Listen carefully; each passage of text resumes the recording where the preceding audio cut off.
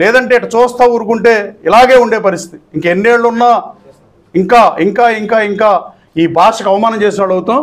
తెలుగు భాష, తెలుగాడు అనే గుర్తింపుని ముందు పొందండి, ముందు మనుషులు అనేది గుర్తెరగండి. Thank you. నియోజకవర్గంకి వచ్చి మీరు అడిగింది చూపిస్తాం మీకు. అది ఆయన ఎప్పుడు విమర్శించాలి.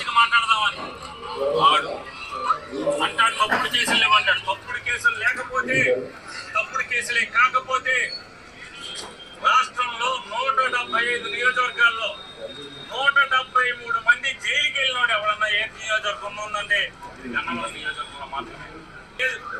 వంశీ మీద కేసులు తప్పుడు కేసులు కాదా?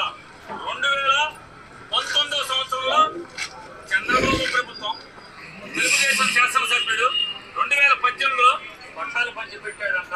దొంగ పట్టాలు అయ్యని చెప్పని ఆ రోజు. దీనికి సమాధానంగా నాకు గన్నవరం వచ్చి మాట్లాడారు కాబట్టి పేరు నాని గారు, నేను సూటిగా అడుగుతున్నా. ఒక ఆయనని చెప్పాల్సిన అవసరం లేదు, నాకు పరిచయం ఉంది. నా పార్టీలో కలిసి పనిచేసినప్పుడు నా పేరు చెప్పొచ్చు. పేరు నాని గారిని సూటిగా అడుగుతున్నా. 2000 దొంగ కేసులు నేను పెట్టాలా, నేను ఇప్పుడు బహిరంగ చర్చకి సిద్ధం, మీరు వస్తారా?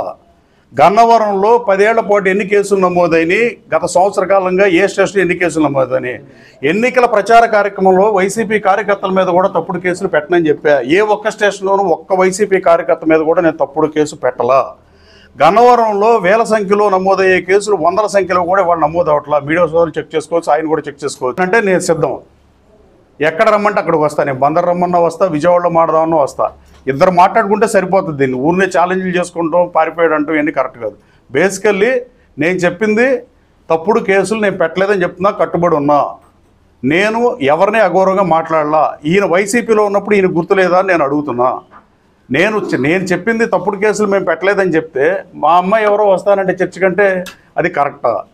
అంటే మీరు 2019లో నకిలీ పట్టాల కేసు మీరు చెప్పింది, ఆ రోజున డాక్టర్ దుట్టా రామచంద్ర గారు 2014లో పోటీ చేసిన డాక్టర్ గారు ఏప్రిల్ 5వ తారీఖున దొంగ పట్టాలు పంచుతుంటే, నకిలీల పట్టాలు పంచుతుంటే ఆయన ఆ రోజు ఎన్నికల విధుల్లో ఉన్న ఎంఆర్ఓ లేడీ, ఆవిడ పేరు మర్చిపోయాను, ఆవిడ దగ్గరికి వెళ్ళి కేసు రిజిస్టర్ చేస్తే అది నిజమని నమ్మి ఆ పట్టాలన్నీ పెట్టి కేసు పెట్టిన పరిస్థితి.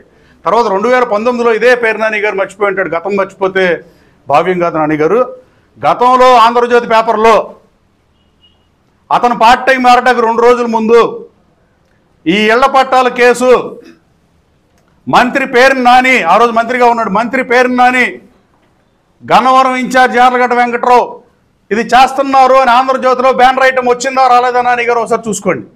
2019 సెప్టెంబర్లోనో ఇప్పుడు డేట్ గుర్తులేదు కానీ ఆ రోజున తహసీల్దార్ నరసింహారావు వైసీపీ ప్రభుత్వంలో పెట్టాడా, తెలుగుదేశం ప్రభుత్వంలో పెట్టాడా నాని గారిని అడుగుతున్నాం.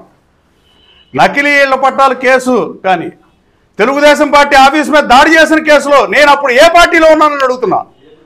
నేను జగన్మోహన్ రెడ్డి గారిని ఎప్పుడు నా ప్రత్యర్థి విమర్శించినట్టు విమర్శించలా, ఆయన సతీమణిని నేను విమర్శించలా.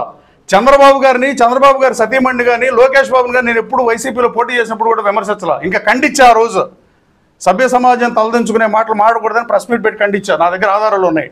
నేను TV9 అని NTV అని పిలిచి విజయవాడలో మాట్లాడిన పరిస్థితి. కానీ ఇప్పుడు కూడా చెప్తున్నా, ఏ తప్పుడు కేసు తెలుగుదేశం పార్టీ ఆఫీస్ మీద దాడి చేసిన కేసు జరిగినప్పుడు చట్టం ముందు వీడియో సర్కమ్స్టాన్షియల్ ఎవిడెన్స్లు వీడియో ఈ రికార్డింగ్లు కూడా ఉన్నప్పుడు ప్రభుత్వం దాని పని చేస్తుంది. కానీ నేను చేసింది ఏంటని అడుగుతున్నా. నేను ఇంకోటి కూడా అడుగుతున్నా, ఆ రోజు నేను ఏ పార్టీలో ఉన్నానని అడుగుతున్నా. నేను ఎక్కడున్నాను అప్పుడు మాట్లాడేటప్పుడు మీరు తెలుసుకుని మాట్లాడితే మంచిది నాని గారు. నేను మీ గురించి ఎప్పుడు వ్యక్తిగత వ్యాఖ్యలు నేను చేయాలా. కానీ మీరు గన్నవరం వచ్చి మీరు అంత గతంలో కూడా పద్దాక అభ్యర్థి అన్నప్పుడు కూడా నేను మీ గురించి ఎత్తలా. కానీ మొన్న గన్నవరం వచ్చి మీరు ఇట్లా మాట్లాడినాక మచిలీపట్నం వచ్చే మాట్లాడదామని నేను ఆగి. ఆ రోజు నుంచి నేను తప్పుడు కేసులు పెట్టలేదు. తెలుగుదేశం పార్టీ ఆఫీస్ దాడి కేసు ముమ్మాటికి నిజం. అది ఎవరికైనా అర్థమవుతుంది చూసే మనుషులకి. ఏ తప్పుడు కేసు పెట్టలా, గతంలో పెట్టిన కేసులు తప్ప. నాకు నేనుగా వెళ్ళి ఏ కేసు పెట్టాలో నిరూపించాలని పేరు నాని గారికి ఛాలెంజ్ చేస్తున్నాను.